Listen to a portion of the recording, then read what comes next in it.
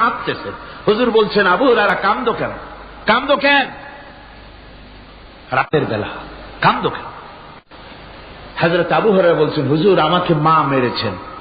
হুজুর বলছেন, মা মারলো কেন? কোন অপরাধ করেছো? কোন গোস্তাখি করেছো? আবু হুরায়রা বলছেন, না হুজুর, কোন গোস্তাখি করি নাই। তবে মারলো কেন?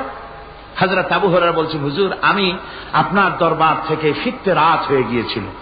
মা জিজ্ঞেস করলেন, আবু হুরায়রা এত রাত্রে কোথায় ছিলি? বললাম, আমি ছিলাম যে কদম চুমতে পারলে দুনিয়া ধন্য হয়, সেই দরবারে নববীর কদম মোবারক থেকে আসতে আমার দেরি হয়েছে।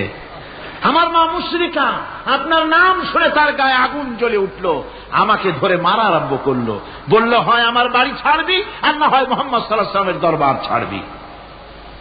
আমি বললাম, আমার মা, তুমি বুড়ি মানুষ, তোমার গায়ে যত শক্তি আছে